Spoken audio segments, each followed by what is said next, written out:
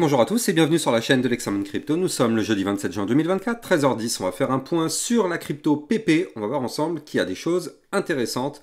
Malgré que c'est un shitcoin, il faut bien évidemment le souligner. Malgré que c'est une crypto, c'est écrit noir sur blanc sur leur site qu'elle ne sert strictement à rien.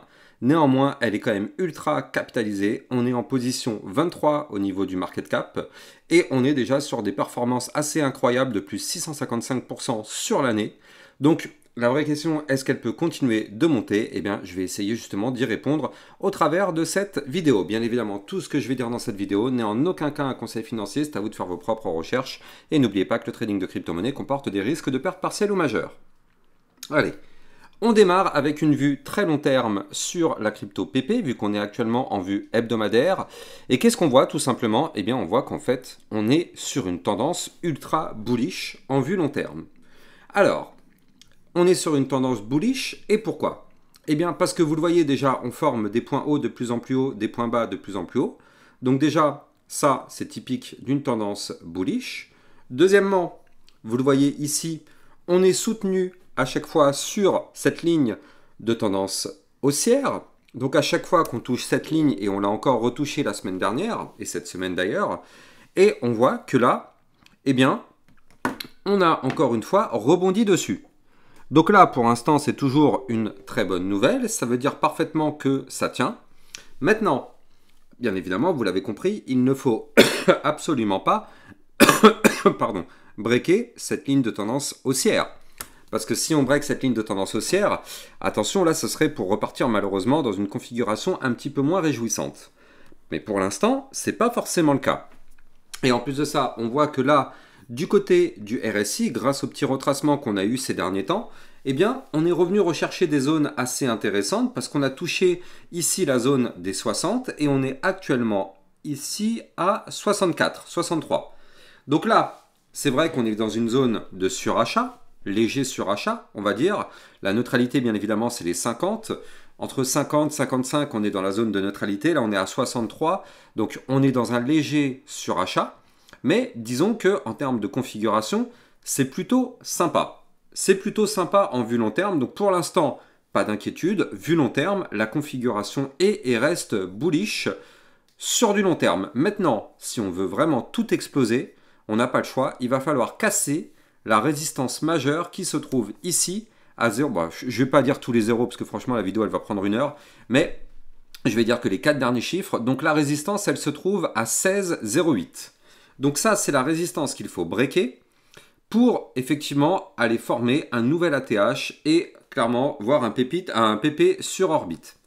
Maintenant, là, il faut bien noter aussi qu'actuellement, on est bloqué. On est bloqué ici par une zone de résistance.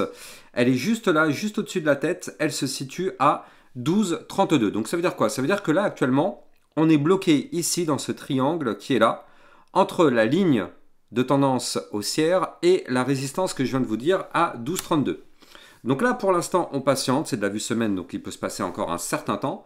Mais disons que la vue long terme est plutôt intéressante. Maintenant, ce que moi, je voulais vous montrer, et c'est là où il y a pas mal d'informations à surveiller, c'est la vue jour. Donc, qu'est-ce qui va se passer dans les prochains jours? Mais avant de vous en parler, je rappelle que sur mon Twitter officiel, je vous diffuse toutes mes informations, toutes mes news, toutes mes actualités. N'hésitez pas à venir me suivre, vous avez le lien en description de cette vidéo. Et n'oubliez pas aussi de rejoindre le club LexaRocket, ça vous permet d'avoir encore plus de vidéos que ce que vous pouvez avoir sur YouTube. Ça vous permet de voir par exemple, on a vu ce matin le Kaspa, on a vu le CKB, bref, on a vu hier le Jasmy, on a vu le Hondo, enfin bref, toutes les crypto-monnaies sont dans le club LexaRocket, toutes celles que vous demandez, donc n'hésitez pas à venir rejoindre le club LexaRocket. Le lien, bien évidemment, se trouve en description de cette vidéo. Alors, du côté de la vue jour, qu'est-ce qu'on voit? On voit dans un premier temps, ici, du côté du momentum MACD, qu'on a eu droit à un très joli cross-bull. Ça s'est passé avant-hier, et du coup, on le voit, la ligne bleue est passée au-dessus de la ligne orange. Donc, on a cassé le momentum bear pour amorcer un momentum bull. Donc ça, c'est une première nouvelle assez intéressante. Deuxième chose, on voit que là, ici, on a une ligne de tendance baissière en vue jour. C'est-à-dire que là, depuis le 27 mai 2024, donc ça fait exactement un mois, eh bien, on est sur une tendance baissière et à chaque fois qu'on touche cette ligne, on se fait rejeter. Et là, encore une fois, avant-hier, on s'est fait une nouvelle fois rejeter par cette ligne de tendance baissière. Oui, Mais, ce qui est bien, et on le voit ici, c'est qu'en fait, on a formé un point haut, plus haut que celui-ci. Donc là, en vue jour, on a amorcé une toute petite tendance haussière.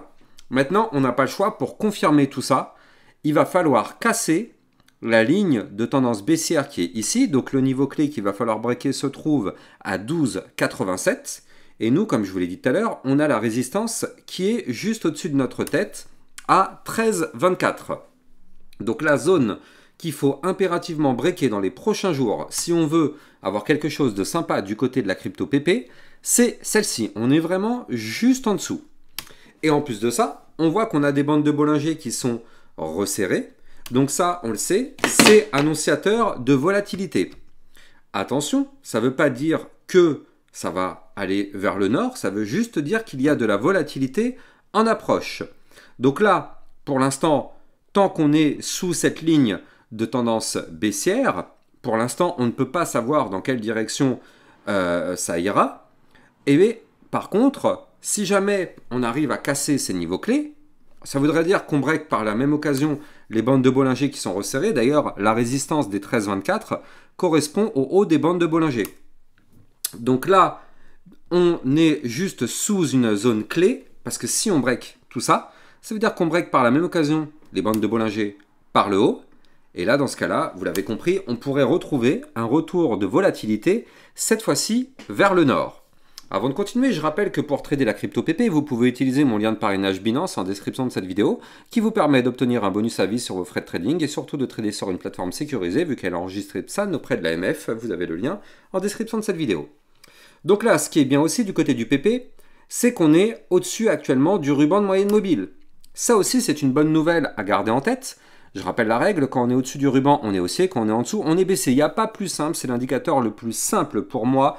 C'est tous les débutants devraient avoir cet indicateur sur leur tracé, parce qu'il n'y a pas plus simple. Donc là, effectivement, on voit qu'on était sous le ruban, enfin même pas en fait, on a juste été sous le ruban dans cette période-là, mais sinon, en réalité, on est soutenu par le ruban depuis quand même quelques temps, et là, on est repassé vraiment au-dessus de la moyenne mobile 50 périodes, donc là, on reprend de la force.